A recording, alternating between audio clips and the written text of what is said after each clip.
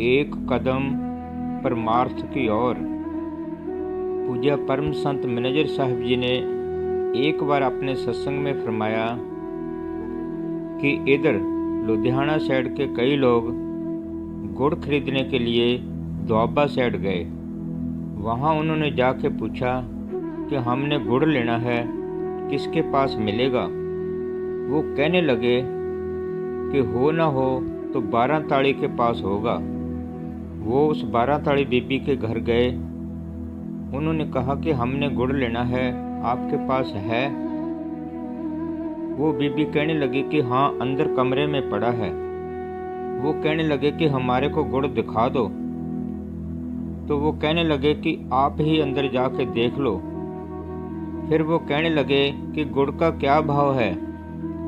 वो बीबी कहने लगी कि मेरे को तो पता नहीं, जो भाव है वो दे जाओ। फिर वो आदमी कहने लगे कि चलो ठीक है, गुड़ तलवा दो। तो फिर बीबी 12 ताड़ी कहने लगी कि कोई बात नहीं, आप ही तोल लो। उन्होंने गुड़ तोलने के बाद बीबी को कहा कि अपना हिसाब कर लो और पैसे ले लो।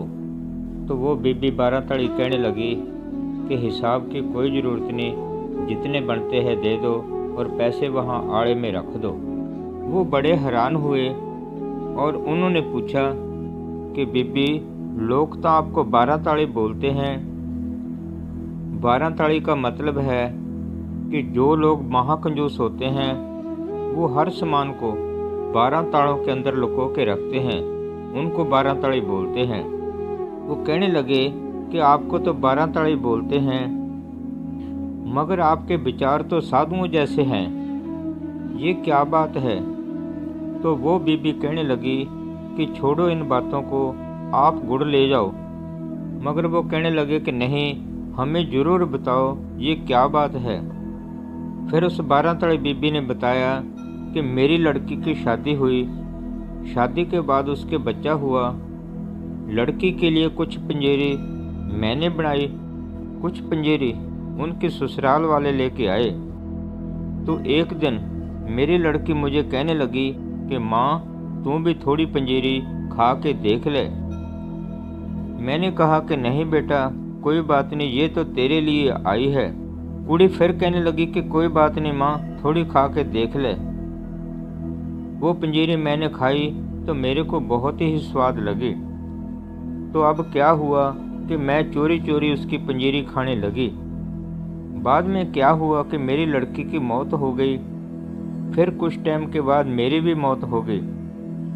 तो जमदूत मेरे को लेके जा रहे थे, तो रास्ते में मेरी लड़की छुरा लेके खड़ी थी और मेरे को कहने लगी कि मेरी पंजीरी निकाल, तूने मेरी पंजीरी क्यों खाई थी। मैंने कहा कोई बात नहीं बेटा, मैं तेरी माँ हूँ। लड़की कहने लगी कि मेरी कोई माँ नहीं, मेरी पंजीरी का हिसाब दे जो तूने चोरी चोरी खाई थी। और जब जमदूत मेरे को आगे धर्मराज की कचहरी में लेके गए तो धर्मराज कहने लगा कि इसका तो अभी टाइम ही नहीं आया, आप इसको गलती से ले आए हो, चलो जल्दी करो, इसको वहीं पे छोड़ के आओ। तो फिर मैं जिंदा हो गई। उसके बाद मेरे मन के अंदर बहुत ही डर रहता है कि जब मेरी लड़की ने ही मेरे को नहीं छोड़ा, वो ही मेरे से हिसाब मांगती है, तो दूसरा कौन छोड़ेगा।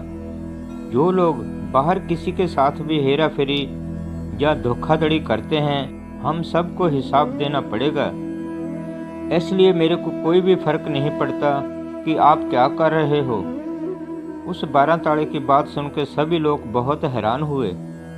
तो पूज्य मैनेजर साहब जी ने फरमाया कि कर्मों का हिसाब सभी को चुकाना पड़ता है। जिसनु कोई मारसी सो भी मारनहार, क्यामती लेखा निबड़े छूटे के में ना यार। एक जगह और भी गुरबाणी में आता है, लेखे सास ग्रास है, लेखे खाना खाओ। वहाँ तो मालिक की दरगाह में एक एक बुरकी और एक एक श्वास का हिसाब देना पड़ता है। कर्मों से बचने के लिए सादा खाओ, सादा पहनो, जितना हो सके भजन सिमरन करते रहना चाहिए। संसार में कोई भी चीज़ मुफ्त नहीं मिलती। बस इतना याद रखना चाहिए कि अगर हम किसी से कोई भी चीज़ लेते हैं जब तक उसका हिसाब नहीं होगा हमारा खेड़ा नहीं छूटेगा। धन धन सतगुरु, तेरा ही आसरा।